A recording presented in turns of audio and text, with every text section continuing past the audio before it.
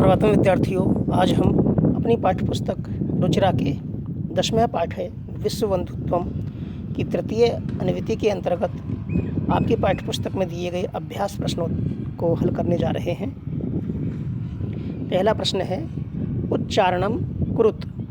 उच्चारण करना है हमें। मैं उच्चारण करूँगा, आप भी मेरे साथ उच्चारण करेंगे और इन पदों को अपनी अभ्यास पुस्तिका में लिखेंगे। दुर्भिक्षे, दुर्भिक्षे, राष्ट्र विप्लवे, राष्ट्र विप्लवे, विश्व बंधुत्वम, विश्व बंधुत्वम, विश्वसंति, विश्वसंति, उपेक्षा भावम, उपेक्षा भावम, विद्वेषस्य, विद्वेषस्य, ध्यातव्यम, ध्यातव्यम, दुख भाग, दुख भाग, प्रदर्शयन्ति, प्रदर्शयन्ति। ठीक है। दुर्भिक्षे, राष्ट्र विप्लवे, विश्वबंधुत्वम, विश्वसंति, उपेक्षा भावम, विद्वेषस्य, ध्यातव्यम, दुख भाग, प्रदर्शयन्ति। ठीक है। दूसरा प्रश्न है मंजूषातः समानार्थक पदानि चित्वा लिखत। मंजूषा से समानार्थक पद चुन करके हमें लिखना है। मंजूषा में पद दिए हुए हैं परस्य, दुखम, आत्मानम, बाधित, परिवारः, संपन्नम, त्यक्त्वा और संपूर्ण। ठीक है। अब नीचे स्वकीयम, स्वकीयम का क्या होगा? आत्मानम, स्वकीयम अपना, आत्मानम अपना, अवरुद्ध है, अवरुद्ध है का समानार्थी पद क्या होगा? बाधित है। कुटुंबकम है, परिवारः, अन्यस्य, परस्य, अपहाय, त्यक्त्वा, समृद्धम, संपन्नम, कष्टम, दुःखम, कष्टम, दुःखम, निखिले, संपूर्ण, निखिले, संपूर्ण। ठीक है। अगला तीसरा प्रश्न देखते हैं। तीसरा प्रश्न है रेखांकितानि पदानि संशोध्य लिखत। रेखांकित पदों को संशोधन करके हमें लिखना है। अर्थात ये जो रेखांकित पद किए हुए हैं इनमें कुछ अशुद्धि दी हुई है, उसको हमें शुद्ध रूप में लिखना है। छात्राः क्रीड़ा क्षेत्रे कंदुकात क्रीडन्ति। कंदुकात, यहाँ पर कंदुकात में पंचमी विभक्ति दी हुई है, जबकि हम जानते हैं कि साधन में जब किसी के द्वारा कोई कार्य किया जाता है तो उसमें तृतीय विभक्ति आती है। छात्र क्रीड़ा क्षेत्र में गेंद से खेलते हैं, तो गेंद से खेलने का कार्य किया जा रहा है तो साधन है, तो साधकतमम करणम, साधन में तृतीय विभक्ति करणकारक का प्रयोग होता है। इसलिए कंदुक में कौन सी विभक्ति का प्रयोग होगा? कंदुकेन, कंदुकेन। छात्राः क्रीड़ा क्षेत्रे कंदुकेन क्रीडन्ति। ठीक है। अगला है ते बालिकाः मधुरम गायन्ति। यहाँ पर ते अशुद्ध है। अब देखिए यहाँ पर बालिका बहुवचन में है और गायन्ति भी बहुवचन की क्रिया है, जबकि ते द्विवचन में दिया हुआ है, तो रूप क्या होगा?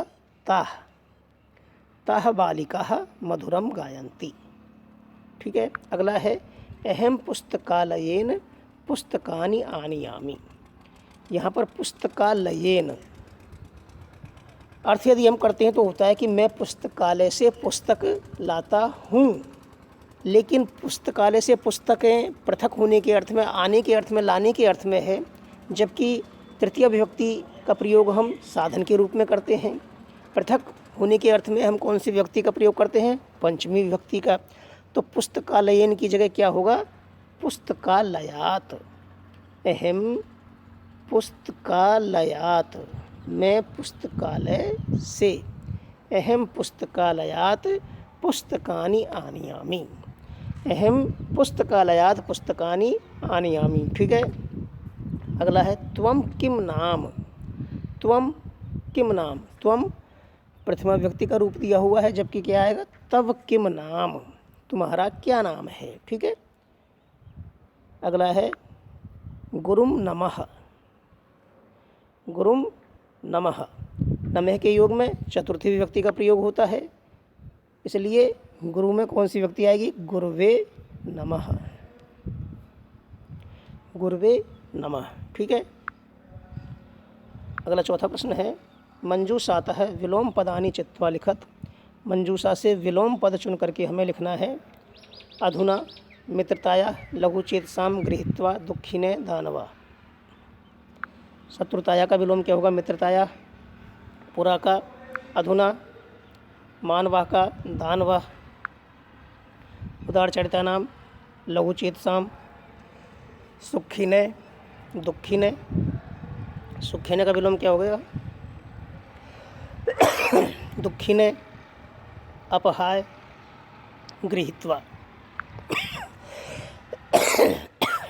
ठीक है, अगला है 5वां प्रश्न देखते हैं। अधोलिखित पदानाम लिंगम विभक्ति वचनम च लिखत। नीचे लिखे हुए पदों की लिंग विभक्ति और वचनम को लिखना है। पद है बंधु। बंधु पुल्लिंग शब्द, पुल्लिंग पद, विभक्ति प्रथमा, वचन एक वचनम। ठीक है। देशान, देशान पुल्लिंग, द्वितीय विभक्ति बहुवचनम। ठीक है, बहुवचनम। अगला है घृणाया। घृणा स्त्रीलिंग शब्द,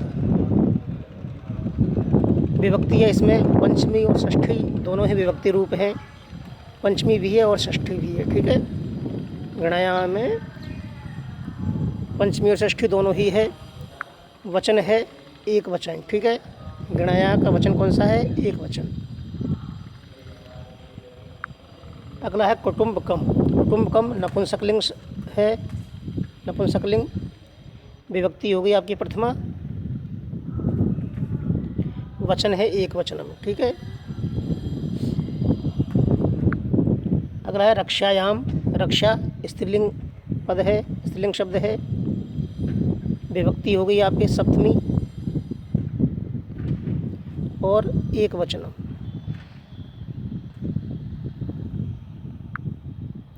ज्ञान विज्ञानियों।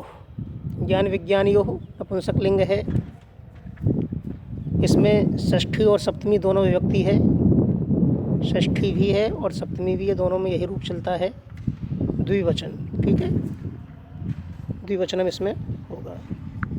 अगला प्रश्न है 6वां प्रश्न। कोष्ठकेषु तत्तेषु शब्देषु समुचितां विभक्तिं योजित्वा रिक्तस्थानानि पूरयेत्। कह विद्यालयम उभयते वृक्षा सन्ति। यहाँ पर हमको एक उदाहरण के रूप में ये वाक्य दिया हुआ है। इसके आधार पर हमें नीचे रिक्त स्थान की पूर्ति करनी है। कोष्ठक में पद है विद्यालय। विद्यालय की द्वितीय विभक्ति का रूप दिया है विद्यालयम उभयते के योग में। ठीक है, इसी प्रकार हमको उभयते के योग में कृष्ण जो पद दिया हुआ है इसकी द्वितीय विभक्ति का प्रयोग करना है। तो क्या हुआ? कृष्णम उभयते गोपालिका। उभयते के योग में द्वितीय विभक्ति का प्रयोग होता है, तो क्या हो जाएगा? कृष्णम।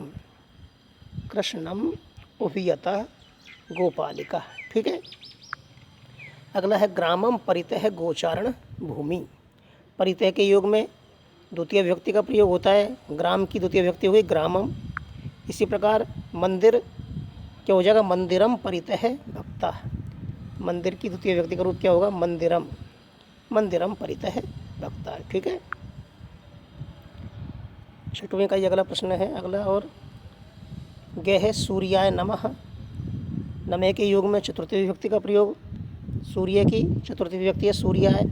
इसी प्रकार गुरु की चतुर्थी विभक्ति क्या हो जाएगी? गुरवे। गुरवे उकारांत पुल्लिंग शब्द गुरु, उसकी चतुर्थी विभक्ति का रूप क्या होगा? गुरवे नमः। नमः के योग में चतुर्थी विभक्ति का प्रयोग। आगे वृक्षस्य उपरि खगा। वृक्ष के ऊपर। ठीक है, षष्ठी विभक्ति का प्रयोग हुआ है वृक्षस्य। इसी प्रकार अश्व ऊपरी सैनिक है, अश्वस्य ऊपरी सैनिक है। अश्व के ऊपर सैनिक है। ठीक है, 7वां प्रश्न है कोष्ठकात् समुचितम पदम चित्वा रिक्त स्थानानि पूरयेत्। कोष्ठक से समुचित पद को चुन करके रिक्त स्थान की पूर्ति हमें करनी है। हरिम और हरिये 2 पद यहाँ पर दिए हुए हैं, लेकिन नमः है, नमः के योग में हम जानते हैं चतुर्थी विभक्ति का रूप होता है। तो हरि की चतुर्थी विभक्ति का रूप क्या होगा? हरिये। तो सही रूप क्या होगा? हरिये नमः, हरिये नमः। इसी प्रकार परितः कृषि क्षेत्राणि सन्ति। अब परितः के योग में द्वितीय विभक्ति का प्रयोग होता है। तो द्वितीय विभक्ति किसमें है? ग्रामम, ग्रामम परितः कृषि क्षेत्राणि सन्ति। ठीक है।